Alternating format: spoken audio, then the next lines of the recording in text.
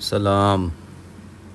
جناب رسول اللہ محمد صلی اللہ علیہ وسلم نے ایک مرتبہ فرمایا کہ بنی اسرائیل میں 3 آدمی تھے، ایک کوڑی، دوسرا گنجا، تیسرا اندھا۔ خداوند تعالیٰ نے ان کو آزمانا چاہا اور ان کے پاس ایک فرشتہ بھیجا۔ پہلے وہ کوڑھی کے پاس آیا اور پوچھا کہ تجھے کیا چیز پیاری ہے؟ اس نے کہا کہ اسے اچھی رنگت اور خوبصورت کھال مل جائے اور یہ بلا جاتی رہے، جس سے لوگ مجھے اپنے پاس بیٹھنے نہیں دیتے اور گھن کرتے ہیں۔ اس فرشتے نے اپنا ہاتھ اس کے بدن پر پھیر دیا اور وہ اسی وقت اچھا ہو گیا اور اچھی کھال اور خوبصورت رنگت نکل آئی۔ پھر پوچھا کہ تجھ کو کون سے مال سے زیادہ رغبت ہے؟ اس نے کہا کہ اونٹ سے۔ پس ایک گابھن اونٹنی بھی اس کو دے دی اور کہا کہ اللہ اس میں برکت دے۔ پھر گنجے کے پاس آیا اور پوچھا کہ تجھ کو کون سی چیز پیاری ہے؟ کہا کہ اس کے بال اچھے نکل آئیں اور یہ بلا مجھ سے جاتی رہے کہ لوگ جس سے گھن کرتے ہیں۔ فرشتے نے اپنا ہاتھ اس کے سر پر پھیر دیا، وہ فوراً اچھا ہو گیا اور اچھے بال نکل آئے۔ پھر پوچھا کہ تم کو کون سا مال پسند ہے؟ اس نے کہا کہ گائے۔ پس اس کو ایک گابھن گائے دے دی اور کہا کہ اللہ اس میں برکت بخشے۔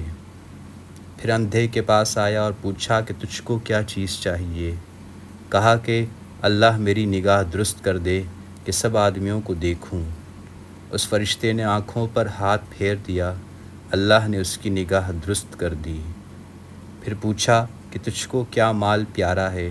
کہا کہ بکری۔ پس اس کو ایک گابھن بکری دے دی۔ تینوں کے جانوروں نے بچے دیے۔ تھوڑے دنوں میں اس کے اونٹوں سے جنگل بھر گیا اور اس کی گائیوں سے اور اس کی بکریوں سے۔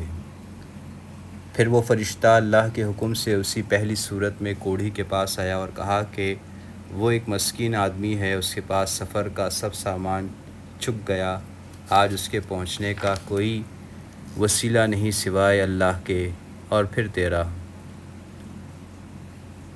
اس اللہ کے نام پر جس نے تجھے رنگت اور عمدہ کھال عنایت فرمائی، تجھ سے ایک اونٹ مانگتا ہوں کہ اس پر سوار ہو کر اپنے گھر پہنچ جاؤں۔ وہ بولا کہ چل یہاں سے دور ہو، مجھے اور بہت سے حقوق ادا کرنے ہیں، تیرے دینے کی اس میں گنجائش نہیں۔ فرشتے نے کہا کہ شاید کہ تو نے پہچانا نہیں، کیا تو کوڑی نہیں تھا کہ لوگ تجھ سے گھن کرتے تھے، اور کیا تو مفلس نہیں تھا، پھر تجھ کو خدا نے اس قدر مال عنایت فرمایا۔ اس نے کہا کہ واہ کیا خوب، یہ مال تو اس کی کئی پشتوں سے باپ دادا کے وقت سے چلا آتا ہے۔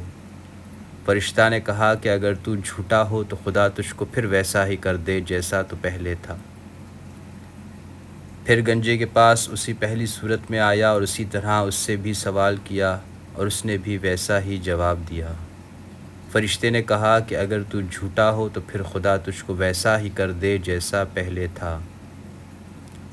پھر اندھے کے پاس اسی پہلی صورت میں آیا اور کہا کہ مسافر ہوں، بے سامان ہوں، آج بجز خدا کے اور پھر تیرے کوئی وسیلہ نہیں ہے۔ اس اللہ کے نام پر جس نے دوبارہ تجھ کو نگاہ بخشی، تجھ سے ایک بکری مانگتا ہوں کہ اس سے اپنی کارروائی کر کے سفر پورا کروں۔ اس نے کہا کہ بے شک میں اندھا تھا، اللہ نے محض اپنی رحمت سے نگاہ بخشی، جتنی بکریاں تیرا جی چاہے لے جا اور جتنی چاہے چھوڑ جا، کسی چیز سے تجھے منع نہیں کرتا۔